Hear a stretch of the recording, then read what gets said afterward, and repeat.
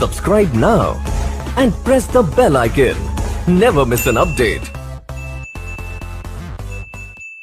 नमस्कार दोस्तों, स्वागत है आपका राष्ट्रीय ब्रांड यूट्यूब चैनल में। अगर आपको वीडियो अच्छी लगती है तो इस वीडियो को लाइक कीजिए, चैनल को सब्सक्राइब कीजिए, बेल आइकन को प्रेस करना ना भूलिएगा ताकि आपको इसी तरह की इंफॉर्मेटिव वीडियोस हर रोज मिलती रहे। दोस्तों, इस वीडियो को ज़्यादा से ज़्यादा अपने फ्रेंड्स एंड फैमिली के साथ शेयर कीजिएगा और अपने अपने ओपिनियन हमें कमेंट बॉक्स में बताना न भूलिएगा। दोस्तों, राष्ट्रीय ब्रांड के व्हाट्सएप और टेलीग्राम ग्रुप आप सभी के लिए अवेलेबल है। सो आप इस चैनल के अबाउट में जाकर फॉर्म फिल कर जुड़ सकते हैं हमारे व्हाट्सएप और टेलीग्राम ग्रुप में। फीमेल्स के लिए अलग से व्हाट्सएप ग्रुप अवेलेबल है, सो वो भी फॉर्म फिल कर हमारे व्हाट्सएप ग्रुप का हिस्सा बन सकती है। अब ज़्यादा देर ना करते हुए ले चलती हूँ आपको वीडियो की ओर। आशा करती हूँ आपको वीडियो पसंद आएगा।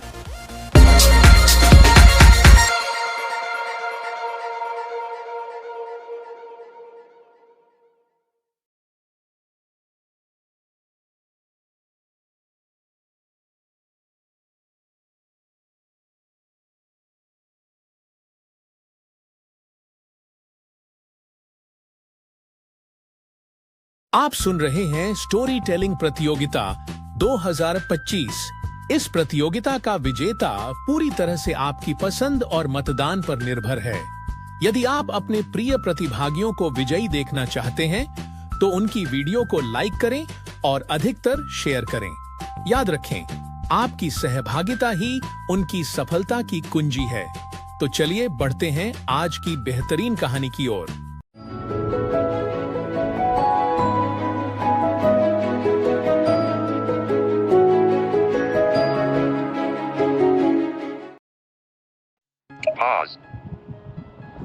हेलो फ्रेंड्स, मैं डिम्पल डिस्ट्रिक्ट संगरूर स्टेट पंजाब से 100% ब्लाइंड आपके अपने इस चैनल राष्ट्रीय ब्लाइंड यूट्यूब चैनल पर आपका हृदय से स्वागत करती हूँ। और मैं national blind story telling competition के अंतर्गत आपको एक कहानी सुनाने जा रही हूँ। मेरी कहानी का शीर्षक है पंखहीन उड़ान। आज हर समाचार पत्र के मुख्य पृष्ठ पर केवल एक ही खबर छपी थी। 25 वर्षीय दृष्टिबाधित युवती स्वाति तनेजा को मिलेगा महिला दिवस पर सर्वश्रेष्ठ प्रबंधक का सम्मान। यह खबर स्वाति को भी अचानक ही पता चली थी, जिसे सुनकर उसके आश्चर्य और खुशी की कोई सीमा नहीं रही। उसके माता पिता को भी आज अपनी बेटी पर इतना गर्व हो रहा था कि वे खुशी से फूले नहीं समा रहे थे। इस खबर को सुनकर स्वाति अचानक ही अतीत में खो गई। अतीत का एक एक पन्ना उसके सामने खुल रहा था। उस दिन को याद करते हुए स्वाति सोचती है कि किस प्रकार मेरे जन्म के समय परिवार के सदस्यों, रिश्तेदारों और आस पड़ोस के लोगों ने मेरे माँ बाप को बहुत ही भला बुरा कहा था। परिवार वालों का कहना था कि न जाने कौन से कर्म किए होंगे जो अंधी लड़की पैदा हुई है। अच्छा होगा कि इसे अनाथाश्रम या मंदिर में छोड़ आए। उस पर पड़ोस की एक आंटी ने कहा, अरे इस सब की क्या जरूरत है, मैं तो कहती हूँ कि इसे जहर दे दो ताकि ये मर ही जाए। पड़ोस के अन्य लोगों ने भी उनकी हाँ में हाँ मिलाई और कहने लगे, बात तो ठीक कहती हो, बच्चे तो और भी पैदा हो जाएंगे, परंतु परिवार की इज्जत अगर एक बार चली गई तो वापस नहीं आएगी, क्योंकि दृष्टिहीन होना एक कलंक है, परिवार और समाज के लिए अभिशाप है। परंतु मेरे माता पिता ने ऐसा कुछ नहीं किया। उन्होंने साफ कह दिया कि हम ऐसा कुछ नहीं करेंगे, ना तो इसे छोड़ेंगे और ना ही इसकी हत्या करेंगे। लेकिन हाँ, कहीं न कहीं उनके मन में एक बात अवश्य रही होगी कि दूसरा बच्चा दृष्टिबाधित न हो, अतः उन्होंने खुद से संतान पैदा न करने का मन बना लिया और वंश को चलाने और बुढ़ापे का सहारा बनने के लिए मेरे 3 वर्ष का होने के पश्चात उन्होंने दूर के किसी रिश्तेदार से एक बेटा गोद ले लिया। पर अभी भी मेरी परवरिश और देखभाल में कोई कमी नहीं आई। मैं और मेरा छोटा भाई एक साथ खेलते खाते पीते इतना जरूर हुआ कि इसके आ जाने से लोगों के ताने उलाहने कुछ कम अवश्य हो गए। मेरे 5 वर्ष का होने पर मुझे मम्मी पापा ने पास के ही एक सामान्य विद्यालय में दाखिला दिलवा दिया ताकि मैं पढ़ लिख सकूं। अब यहीं से शुरू हुआ मेरे संघर्षों और चुनौतियों का दौर, क्योंकि उस स्कूल में अंग्रेजी माध्यम से शिक्षा दी जाती थी। अतः वहाँ के अध्यापकों को संदेह था कि दृष्टिवान बच्चों के साथ एक दृष्टिहीन छात्रा किस प्रकार से, वो भी अंग्रेजी माध्यम से पढ़ पाएगी। और भी अनेक सवाल उनके मन में उठ रहे थे। यहाँ पर भाग्य ने मेरा साथ दिया। स्कूल के प्रधानाचार्य का संपर्क किसी अन्य स्कूल के एक दृष्टिहीन शिक्षक से था, अतः उन्होंने मुझे अपने स्कूल में दाखिला दे दिया और साथ ही उनसे मेरे बारे में बातचीत भी की।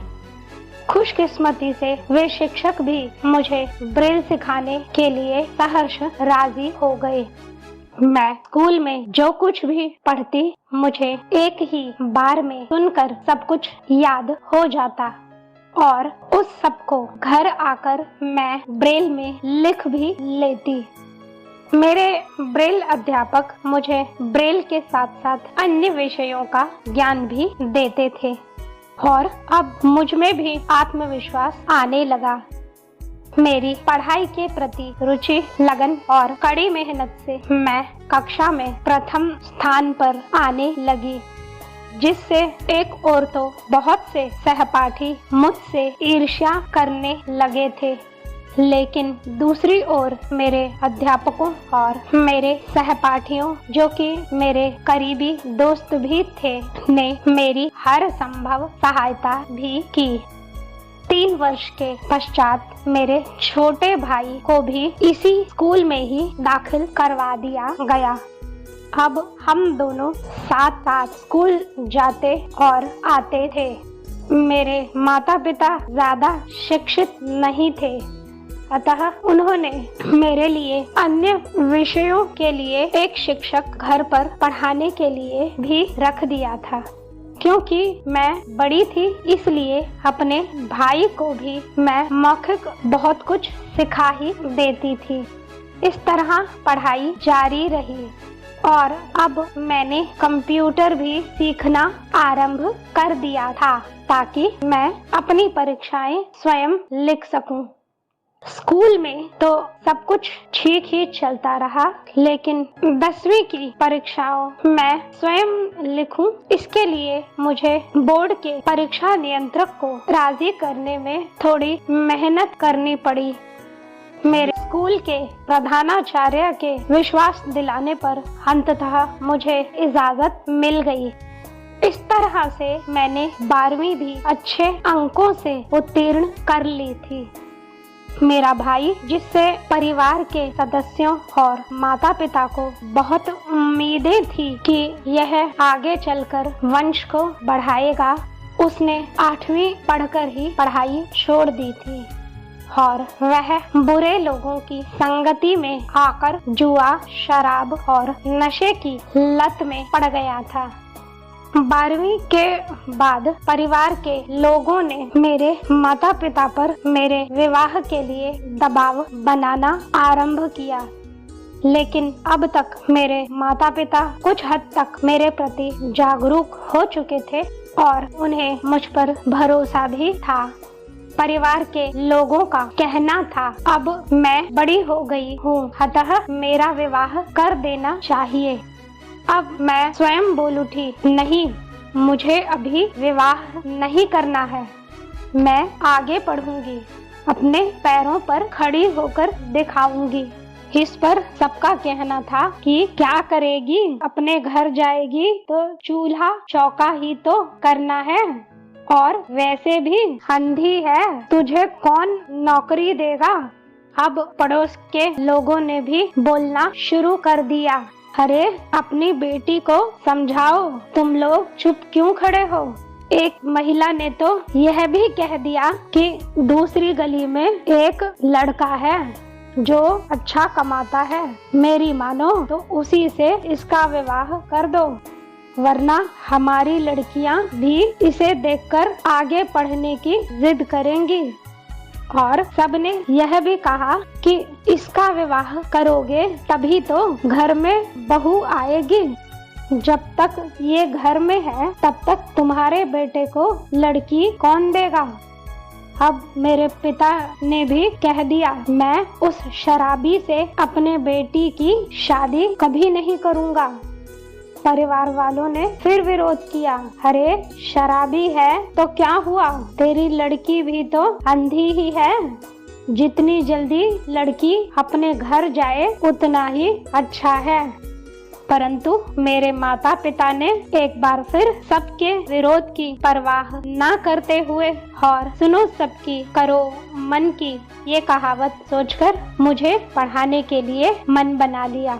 मैं कुछ हटकर करना चाहती थी, अतः मैंने प्रबंधन का क्षेत्र चुना, जिसके लिए मुझे BBA में दाखला लेना था। मैं जानती थी कि यह इतना आसान नहीं है, परंतु दुनिया में मुश्किल भी कुछ नहीं है। यह सोचकर मैंने दृढ़ निश्चय करके BBA के लिए फॉर्म भर दिया। यहाँ पर भी मेरे दृष्टि बाधा को महाविद्यालय के प्रधानाचार्य ने कुछ सवाल खड़े कर दिए कि दृष्टि बाधित होकर मैं किस प्रकार यहाँ आने जाने और अपने नोट्स बनाने में सफल हो पाऊंगी, जिसके लिए अब मैंने विश्वविद्यालय के उपकुलपति से प्रार्थना की। कुछ बातचीत के बाद उन्होंने मेरे 12वीं कक्षा का परिणाम और मेरे आरक्षित कोटे के आधार पर प्रधानाचार्य को पत्र लिखकर इस कोर्स में दाखिला देने का आदेश दिया। आर्थिक रूप से संपन्न न होने के कारण माता पिता पर ज्यादा आर्थिक बोझ न पड़े, इसके लिए मैंने BBA की पढ़ाई के साथ साथ एक निजी विद्यालय में शिक्षक की नौकरी शुरू कर दी और इस तरह से मैंने MBA भी कर ली। इसके साथ साथ मैं कई कंपनियों में नौकरी के लिए आवेदन भी करती रही। पढ़ाई पूरी करने के पश्चात मुझे एक स्थानीय कंपनी में मेरे साक्षात्कार और लिखित परीक्षा से प्रभावित होकर सीधे प्रबंधक के पद पर नियुक्ति मिल गई। यहाँ पर भी अधिकारियों को संदेह हुआ कि क्या मैं दृष्टि बाधा होते हुए भी इस पद पर कार्य करने में सक्षम होंगी। अब बारी मेरी थी, मुझे स्वयं को साबित करना था। मुझे 1 वर्ष का समय दिया गया था, परंतु मैंने अपनी व्यवहार, कड़ी मेहनत और कार्य कुशलता से स्वयं को 6 माह में ही साबित कर दिया और सभी अधिकारी मुझसे संतुष्ट रहने लगे। इसके साथ ही कई बड़ी कंपनियों से भी मेरे पास नौकरी के ऑफर आने लगे। मैं अभी संतुष्ट नहीं थी, अतः 2 वर्ष का कार्य पूर्ण करने के पश्चात मैंने एक बहुराष्ट्रीय कंपनी में आवेदन किया। यहाँ पर भी मुझे प्रबंधक के पद पर नौकरी तो मिल गई, लेकिन सवाल यहाँ भी सबके मन में उमड़ घुमड़ रहे थे कि मैं किस प्रकार इस कार्य को कर पाऊंगी। इतनी बड़ी जिम्मेदारी क्या दृष्टि बाधित होते हुए मेरे लिए निभा पाना संभव होगा। लेकिन यहाँ योग्यता के साथ साथ मेरे पास 2 वर्ष का कार्यानुभव भी था, अतः मुझे एक और अवसर स्वयं को साबित करने का मिल गया। इस बार भी मैंने अपना लोहा मनवा लिया और निर्धारित समय से पूर्व ही खुद को सबकी कसौटी पर उतार दिया। जिसके फलस्वरूप आज मुझे यह सम्मान प्राप्त हुआ है। मेरे मित्रों, अध्यापकों और सर्वप्रथम मेरे माता पिता का सहयोग और सभी का आशीर्वाद और हम सबकी मेहनत रंग लाई है। माँ बाप तो अपना कर्तव्य निभा चुके हैं, लेकिन अब मुझे भी उनके प्रति अपना कर्तव्य पूर्ण करना है। मेरा छोटा भाई जिसकी चिंता उन्हें हमेशा रहती है, उसके लिए कुछ करना है। अभी स्वाति यह सब सोच ही रही थी कि अचानक उसकी माँ ने आवाज दी, क्या सोच रही हो? चलना नहीं है क्या? जल्दी से तैयार हो जाओ, ऑफिस में सब तुम्हारा ही इंतजार कर रहे होंगे। घर से निकलते ही परिवार के सदस्यों, रिश्तेदारों और आस पड़ोस के सभी लोगों ने स्वाति को घेर लिया और ढेरों बधाइयाँ दी। मानो आज उन सबको अपनी गलती का एहसास हो रहा था। सबके मुख से केवल एक ही वाक्य निकला कि दृष्टिहीन होकर जो इसने कर दिखाया वो अब तक हमारे दृष्टिवान बच्चे भी नहीं कर सके। दृष्टिहीन ये नहीं, हम हैं। इसने आज हमारी आंखें खोल दी कि मन में चाह हो तो किसी के लिए कुछ भी कर पाना कठिन नहीं है। आज से हम भी लड़के लड़की या विकलांग सकलांग का भेदभाव किए बिना अपने बच्चों को पूरा प्यार और सहयोग देंगे। ऑफिस में पहुंचते ही स्वाति के कानों में हर तरफ से मुबारकबाद की आवाजें सुनाई देने लगी। खुशी इस बात की भी थी कि महिला दिवस के विशेष अवसर पर ही उसे इतना बड़ा सम्मान मिल रहा था।